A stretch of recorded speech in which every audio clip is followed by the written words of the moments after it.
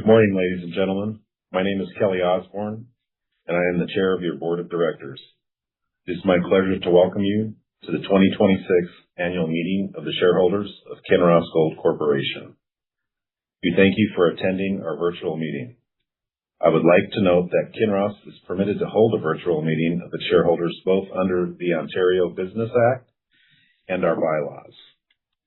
Voting on items of business to be considered at the meeting has been open from 9:45 a.m. and polls will remain open until the formal business of the meeting is completed, at which time I will declare the polling closed on all items of business.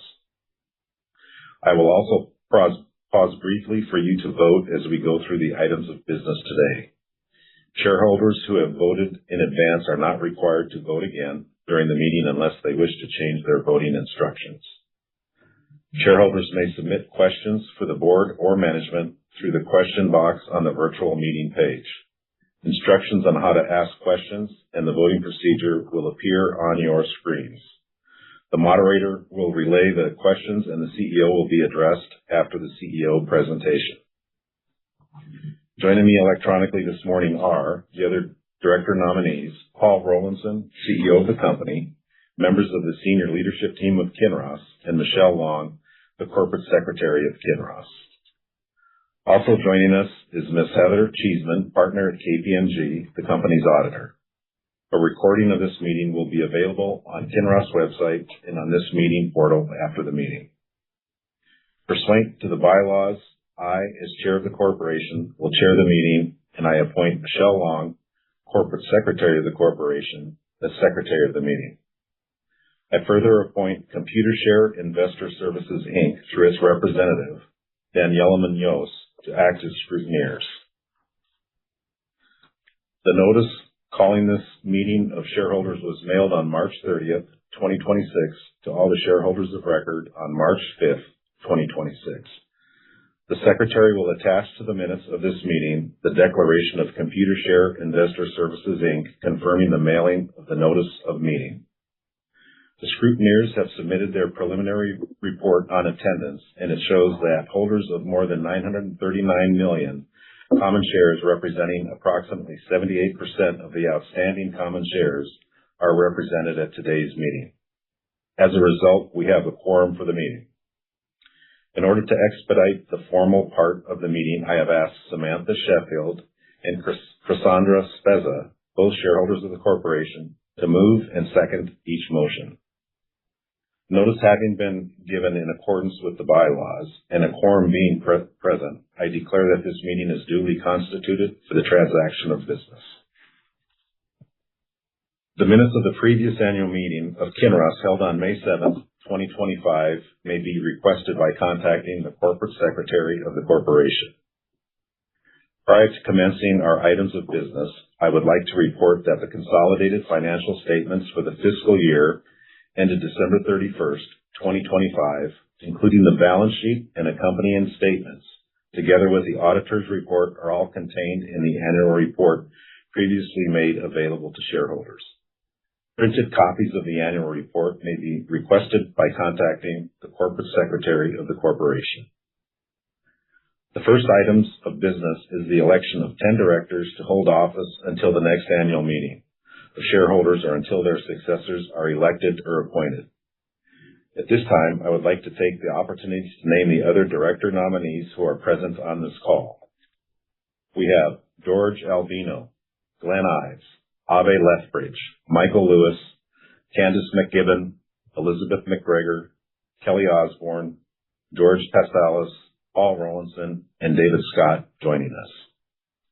I will now request a nomination for the 10 nominees named in the Management Information Circular for today's meeting. I nominate the 10 nominees named in the Management Information Circular for election to the Board of Directors of the corporation. I second the director nominations. If you have not already done so, you may now vote for the election of directors.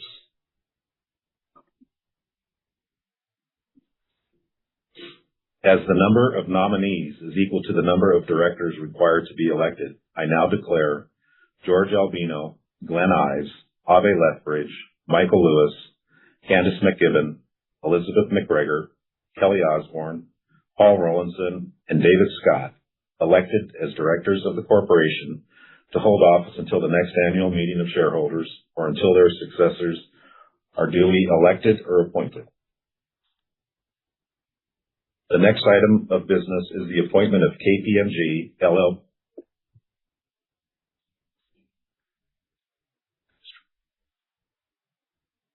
Let me go back to the nominees equal to the number of directors required to be elected. Let me just repeat it. I missed one name, and it's George Paspalis. Sorry, George. The next item of business is the appointment of KPMG LLP to serve as the auditors of the corporation until the next annual meeting of shareholders and authorize the directors to fix the auditor's remuneration. May I have a motion to approve and second such appointment? I so move. I second the motion. The motion has been moved and seconded. If you have not already done so, you may now vote your shares for the election of auditors.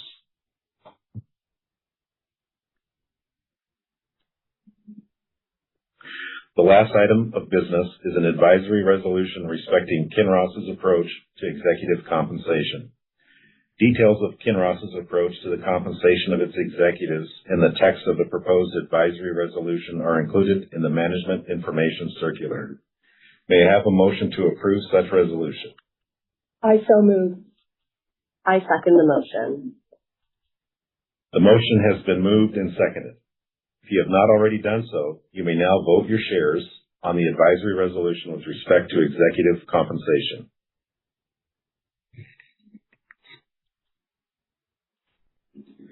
I now declare the voting closed on all items of business. The scrutineers have completed their preliminary account of the votes cast and have received the results, and I declare that all motions have passed. A report on all matters voted on at this meeting will be filed at SEDAR+. This concludes the formal business of the meeting. Before handing it over to Paul Rollinson for the CEO remarks, I'd like to make a few comments. Kinross had an excellent year in 2025. The board continues to be pleased with the company's performance, achieving the results that generate value for shareholders and ensure a sustainable future for the company. Reliable and consistent performance is one of our defining characteristics, and I'm pleased to see us carrying this momentum into this year. On behalf of the board, thank you for your continued support and engagement. And to our global team, thank you for all your hard work towards safely delivering on our shared goals. I would now like to turn the meeting over to Paul, who will provide an overview of the company. Thank you, Kelly, and thank you everyone for taking the time to join us for our annual general meeting this morning. Before I begin, let me call your attention to our cautionary statement on forward-looking information. As a reminder, shareholders may submit questions through the messaging icon on the screen, and we will address them at the end of my remarks. I'd like to begin by noting that all members of our senior leadership team, as shown on the presentation slide, are on the call this morning. Today, I will discuss our operational and financial performance in 2025, our development pipeline, highlights from our first quarter results, our ongoing commitment to sustainability, and close with the strong outlook for our business. 2025 was another excellent year for our business, underpinned by consistent operational and financial performance. We delivered on our market commitments, once again meeting all key guidance metrics. Importantly, we continue to demonstrate our focus on maintaining rigorous cost discipline. We delivered production of just over 2 million ounces and achieved our full-year cost guidance despite the impact from higher royalties due to higher gold prices. This, combined with record gold prices, resulted in significant margin expansion which drove record free cash flow for the year. These accomplishments were achieved while operating at the highest safety standards across each of our sites and with a strong focus on mining responsibly, a testament to the exceptional performance of our global workforce. With an average gold price of $3,423 per ounce, we generated approximately $3.8 billion in operating cash flow, which led to a record free cash flow of approximately $2.5 billion. With the free cash flow generated, we completed $700 million of debt repayments and returned over $750 million of capital to shareholders through dividends and share repurchases. In addition, we also continued to strengthen our investment-grade balance sheet, ending the year with net cash of approximately $1 billion and approximately $3.5 billion of total liquidity. Overall, our operations delivered strong results in 2025. Once again, our two largest operations, Tasiast and Paracatu, were both standouts, together accounting for more than half of our production with strong margins. At Paracatu, we saw another year of significant production.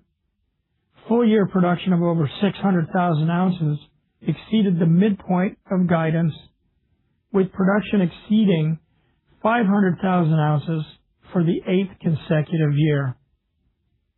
Similarly, Tasiast also had another excellent year, with production of just over 500,000 ounces, and the mine was once again our highest margin operation in the portfolio. At La Coipa, we delivered on full-year production guidance and saw a strong performance, particularly in the fourth quarter. In the U.S., our assets delivered another strong year of operations with full-year guidance achieved. In 2025, we made notable progress across our attractive project pipeline, which continues to be underpinned by our significant resource inventory of over 44 million ounces. In January of this year, we demonstrated an example of leveraging this resource inventory with the announcement to proceed with construction of 3 high-quality organic growth projects, which are expected to extend mine life and benefit the long-term costs of our U.S. portfolio. Together, these projects are expected to add over 3 million ounces of production just based on the initial resource drilled to date. Each project demonstrates compelling economics and a strong case for invested capital, and cumulatively represent the addition of more than $4 billion of net asset value at a $4,500 per ounce gold price. We are excited to be moving ahead with these 3 high-quality projects as we continue to execute on our grade enhancement strategy. We also continue to advance our 2 world-class development projects, Great Bear in Ontario and Lobo Marte in Chile. At Great Bear, both the AEX program and main project are progressing well, and the project remains on track for first production in 2029. Surface construction for the AEX is well advanced, and having just received the 2 remaining permits, we look forward to starting construction of the exploration decline this summer. For the main project, both detailed engineering and permitting continue to advance well as we work with both the Ontario and federal authorities. We are pleased to report that the final phase of the main project impact statement was submitted to the Impact Assessment Agency of Canada at the end of the first quarter. At Lobo Marte, our team continues to advance the project, and early this month we reached a key milestone with the submission of the project environmental impact assessment which represents the start of the environmental permitting process. We look forward to providing a project update for Lobo later this year. Together, all of this contributed to our strong relative share price outperformance.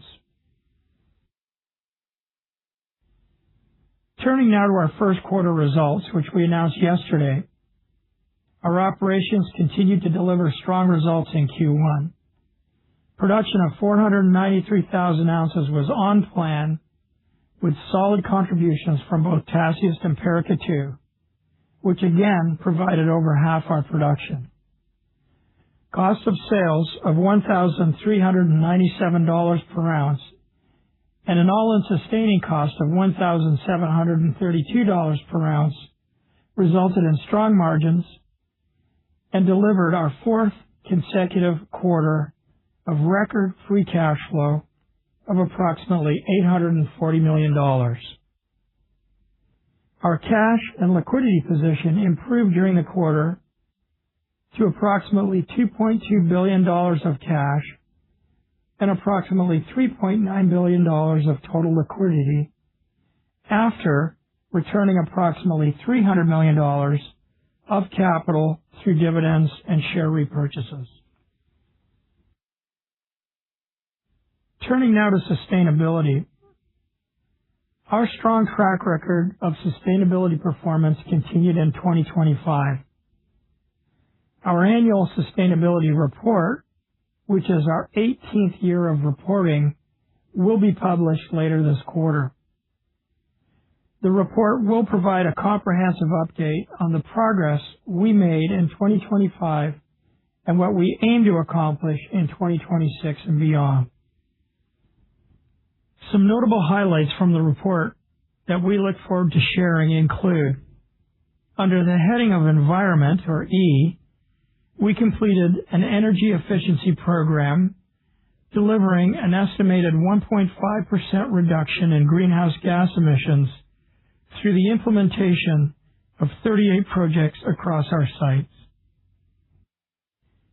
Under the heading of Governance, G, we were once again named the top scoring mining company in the Globe and Mail's annual corporate governance ranking, including maintaining placement in the top 15% of companies overall.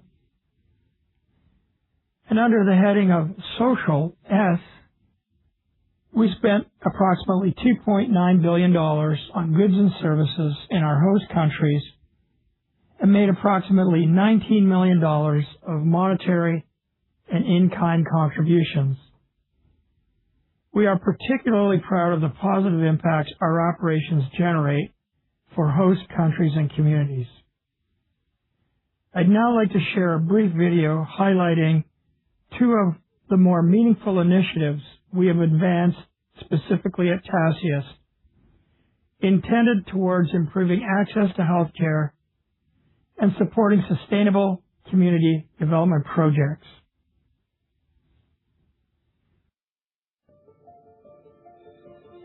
At Kinross, we're committed to investing in the communities where we operate and creating a lasting positive impact. By complementing the economic benefits for our host countries with social investment initiatives, we aim to ensure our impact extends far beyond the mine site. In Mauritania, our commitment to community investment is highlighted by two initiatives. First, a partnership with the Mauritanian Ministry of Health and the NGO Project Cure to improve access to healthcare. As a large country with 90% of its territory located in the Sahara Desert, access to healthcare in Mauritania can be challenging. Since 2012, our partnership with Project Cure has focused on reaching all 13 remote regions of Mauritania through essential donations of medical supplies, equipment, and training. To date, we've donated a total of 19 containers worth an estimated $7.3 million to support over 1 million patients with medical supplies and equipment. In January 2026, a milestone was reached as a $350,000 container was delivered to the northernmost region of Tirisimour, meeting our commitment to provide medical supplies and equipment to all 13 remote regions of Mauritania. and efforts to medically support the country do not stop there. In 16 remote localities, mobile clinics have provided an average of 2,000 consultations per year through the clinic and college program. Initiatives like our mobile clinic are so important. These efforts have resulted in over 41,000 patient consultations, many of them in areas where access to healthcare will otherwise be very limited. With a continued focus on maternal and children's health, the Newborn Care Training Program has equipped 73 local healthcare providers and 6 local master trainers with neonatal resuscitation equipment and simulators to improve infant health outcomes. Our second community investment initiative, the Tassiest Fund, aims to create a lasting impact through education and sustainability initiatives. In 2024, we launched the fund and contributed $4 million in the first year alone. In Akjut, the Tassiest Fund has supported the construction of new education facilities, including 17 classrooms, administrative offices, and a library, as well as providing students with 1,600 school supply kits and uniforms. إننا إذ ندشن هذه المنشآت التعليمية بالغة الأهمية ننوه أننا نكون قد تغلبنا على مشكلة اكتظاظ الفصول الدراسية بشكل نهائي في ولايتنا. This combination of infrastructure and supplies is empowering the next generation with increased opportunities and contributing to the continued socio-economic development of the region. In Benishab, food stability and unemployment are both being addressed through the donation of a 2-hectare agricultural facility. هذا المشروع بعده ما كانت إن شاء الله لا يعود أي أسرة في النشاب لا تشتري شيء من خارج مدينة النشاب، ووفر كذلك يدعم لك ما ذكر فرص للشباب أنهم يشتغلوا بسواعدهم ويربحوا من عرق جبينهم في بلدهم وفي منطقتهم اللي خلاقة فيه.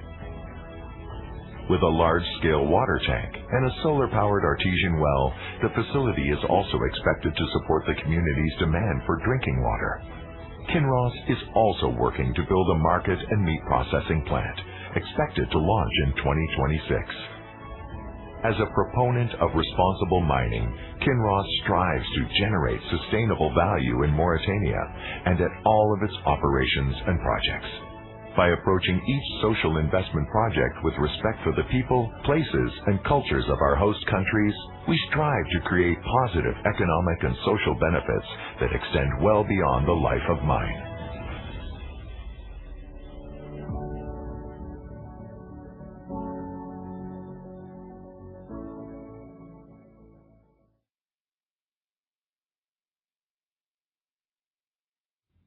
After a successful 2025 and first quarter of 2026, we are well positioned for another strong year. Our business is in excellent shape and is expected to once again deliver strong shareholder value this year through our strong track record of operational and technical excellence and rigorous cost and capital discipline.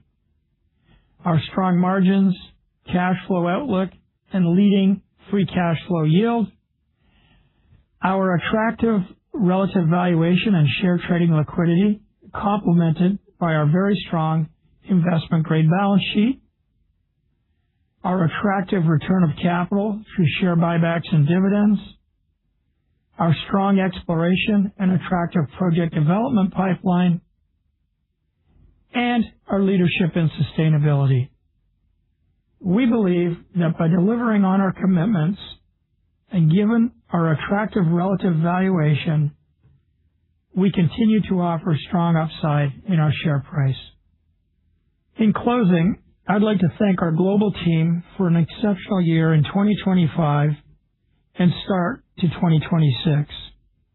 These strong accomplishments are a reflection of our employees' continued focus and dedication. With that, we'll now open it up for questions from shareholders.